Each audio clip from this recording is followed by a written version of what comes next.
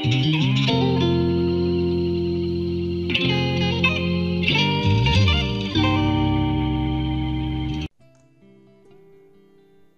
poursuivons nos exercices du tome 2 des 25 exercices corrigés pour Excel, avec cette fois-ci l'exercice numéro 7. Donc je clique sur le bouton rouge pour accéder à l'exercice.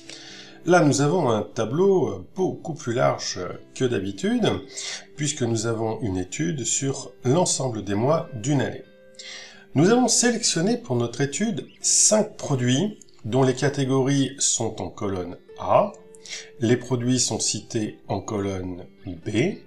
Nous avons les prix unitaires de vente de chacun de ces 5 produits étudiés en colonne C. Nous avons le prix d'achat auprès de notre fournisseur dans la colonne D.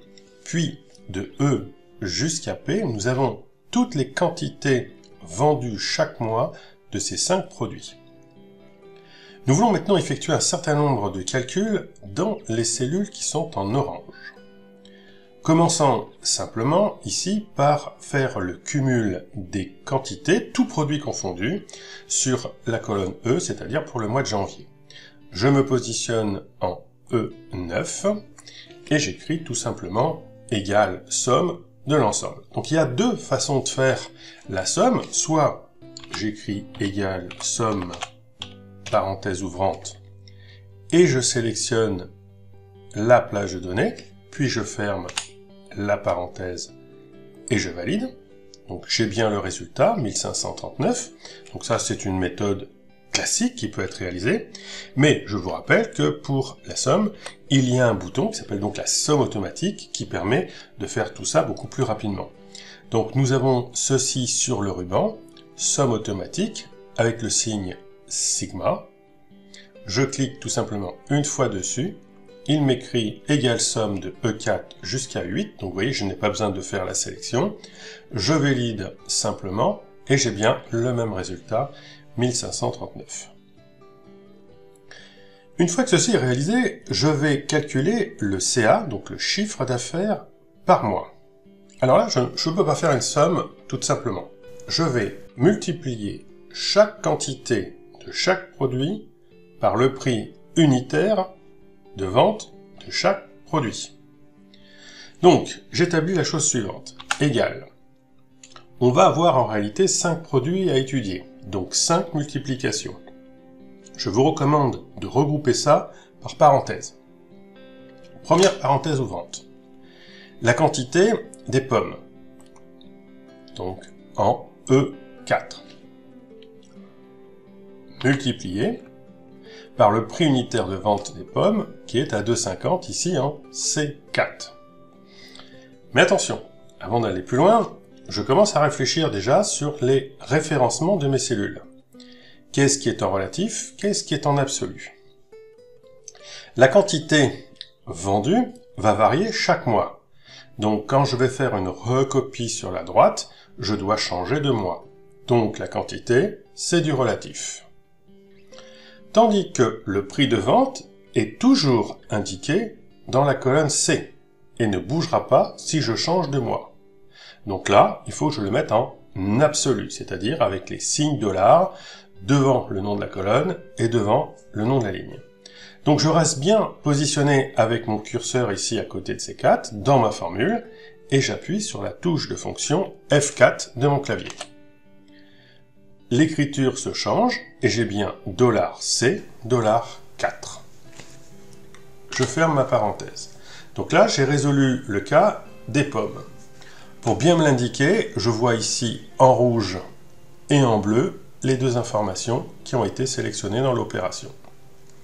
Je continue.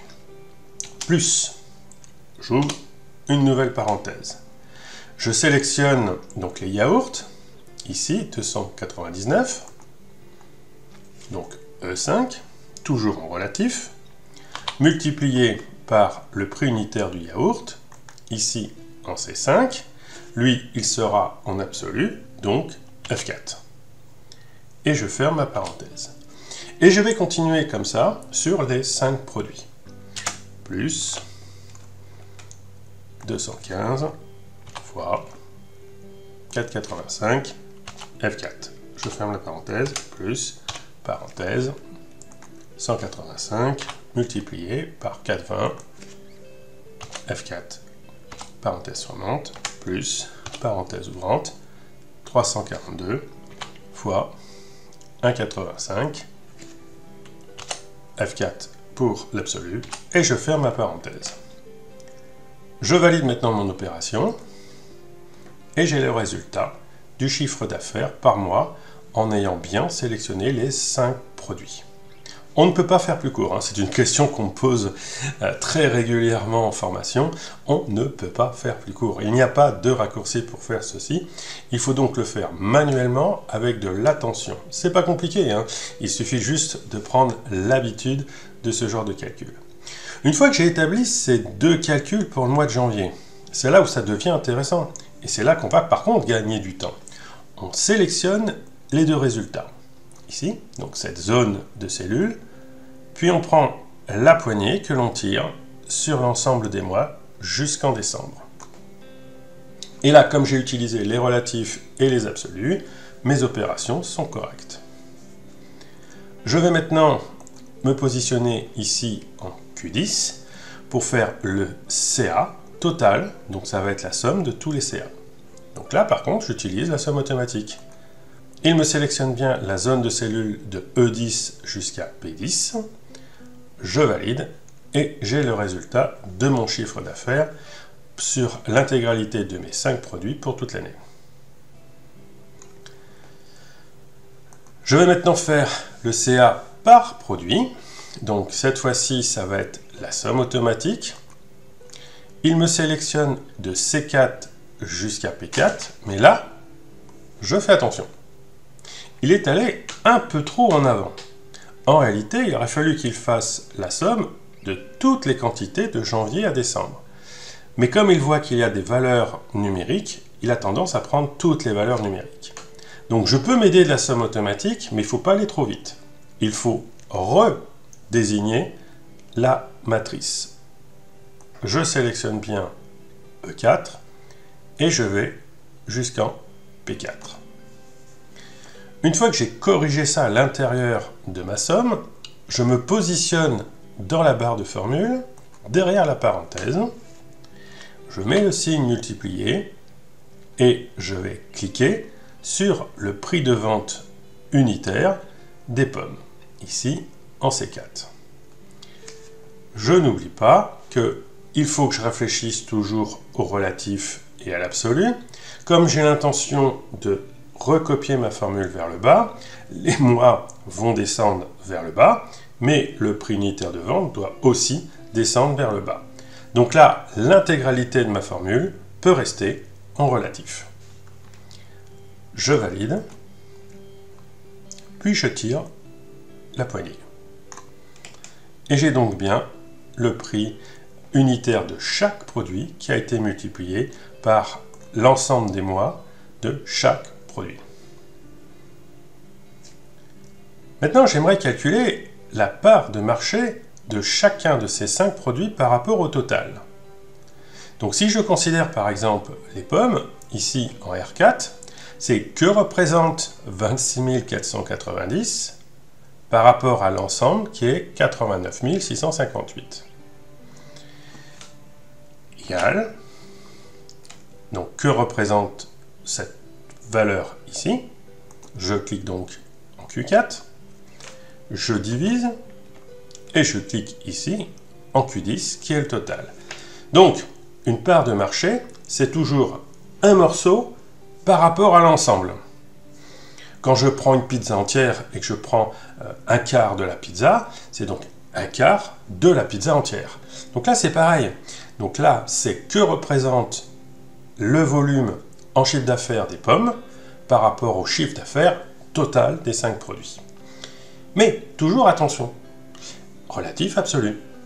Qu'est-ce qui va varier quand je vais recopier ma formule vers le bas? Le Q4 doit devenir, effectivement en dessous, un Q5, puis un Q6, puis un Q7. Donc ça veut dire que la part désignée du produit va changer. C'est du relatif. Par rapport au total du chiffre d'affaires, qui lui restera toujours en Q10, au cours de la recopie, cette information en Q10 ne doit pas bouger. Elle est donc absolue. Je dois mettre les dollars. Donc je pense bien à rajouter F4 quand je suis sur Q10 dans la formule de calcul. Ce qui permet d'avoir $Q, $10. Je valide. Et je recopie ma formule vers le bas.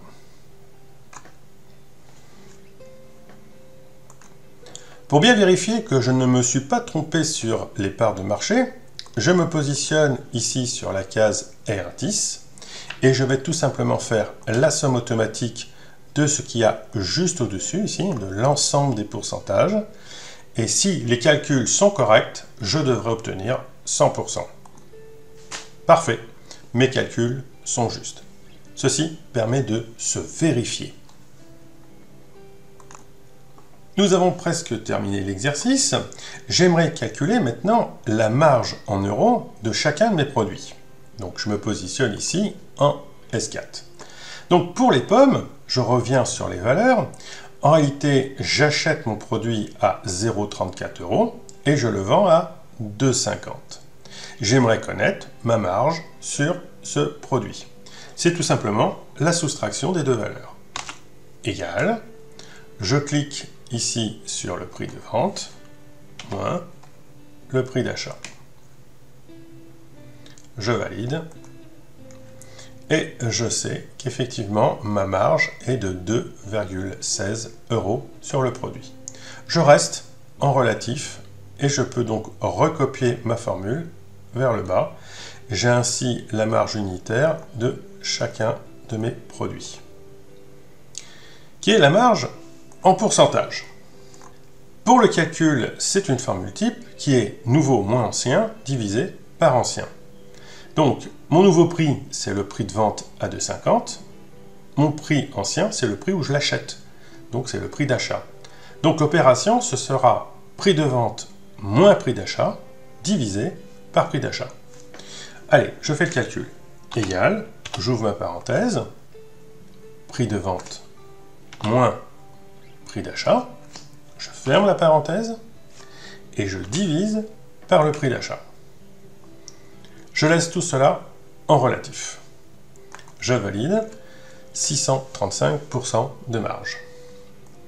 Je descends vers le bas et j'ai les valeurs des marges de chacun de mes produits. Effectivement, 635%, ça paraît énorme, bien évidemment, mais regardez bien, j'achète un produit à 0,34 et je le vends à 2,50. C'est donc entre 6 et 7 fois le prix d'achat. C'est ce qu'on appelle un COEF de 6,35. C'est tout à fait commun dans certains métiers de revente. Voilà, mon exercice est terminé, mon analyse est complète.